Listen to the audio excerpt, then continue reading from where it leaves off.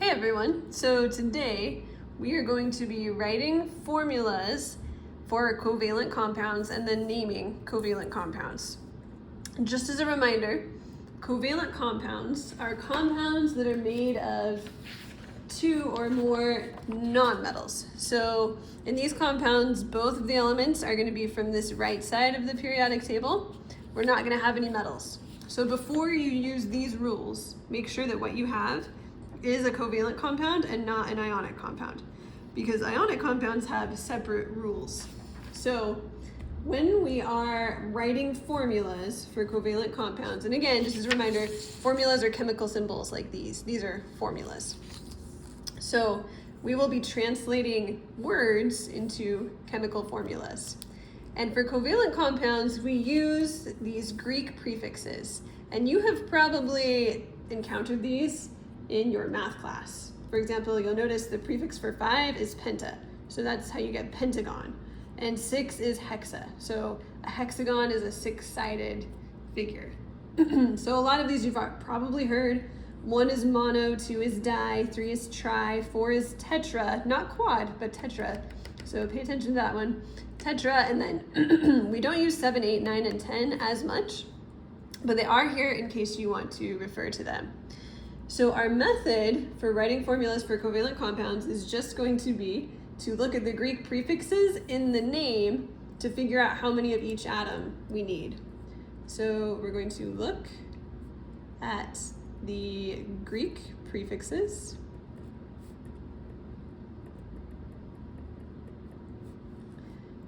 To figure out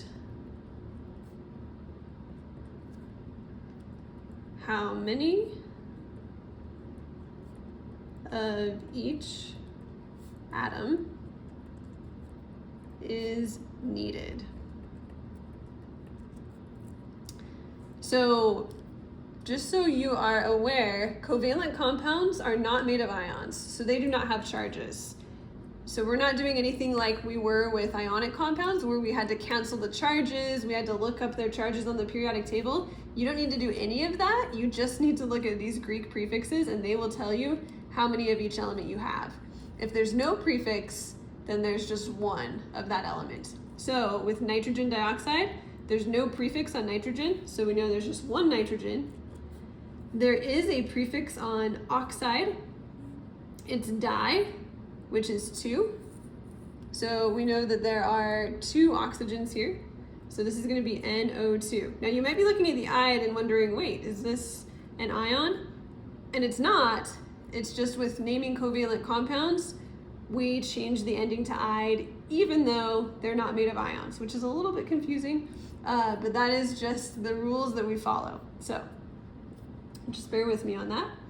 Let's do a couple more. Diphosphorus trioxide.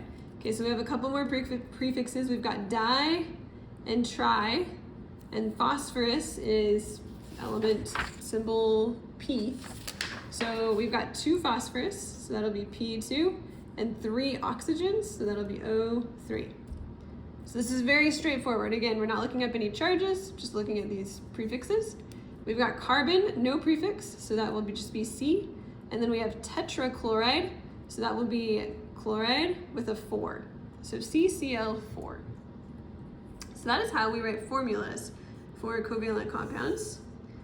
Now we need to jump to writing names for covalent compounds. So I've made a flowchart for you. There's 2 steps. The first step is figure out, is there more than one atom of the first element? So what I mean by that is there more than one N. So in this case, it would be yes, there's more than one N. But in this case, there's just one C, so it would be no. So if the answer is yes, you're gonna add a Greek prefix. If the answer is no, you don't add a prefix. So if there is just one of the first element, it doesn't get a prefix. And then for the second element, you always put a Greek prefix, even if there's just one, and then you do change the ending of that element to "ide." Just the second element, not the first element.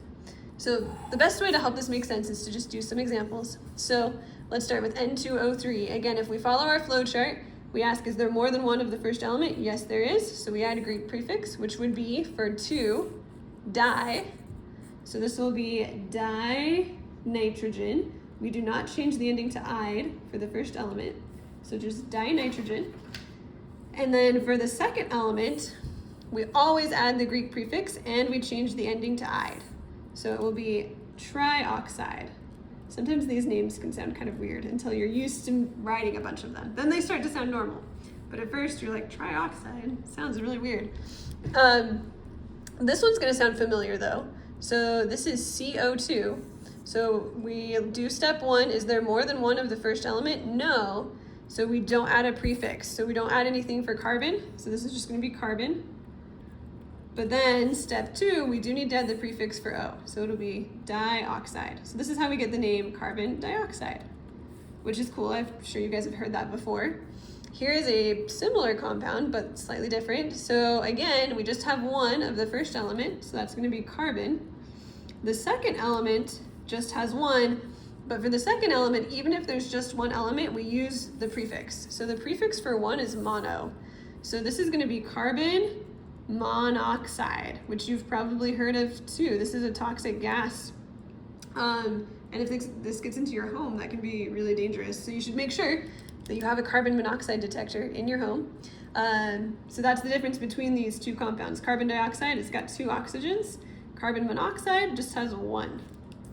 Let's do a couple more. SF6. Again, there's just one S at the beginning, so we don't put a prefix, we just call it sulfur. And then the prefix for 6 is hexa. So this will be hexa. And then remember, for the second element, we also change the ending to "ide.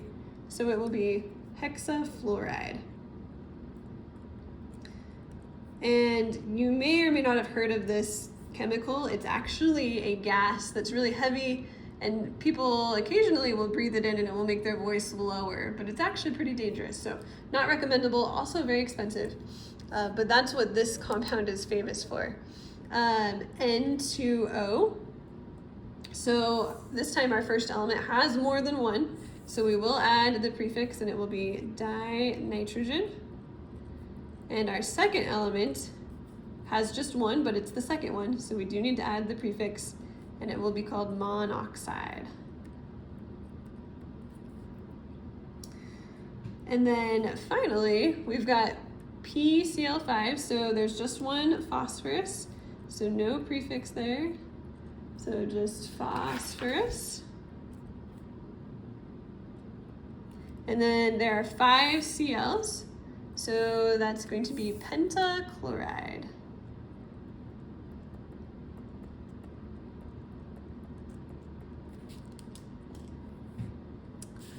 All right, so that is how we write formulas and names for covalent compounds. Again, remembering that covalent compounds are both nonmetals, so different from ionic.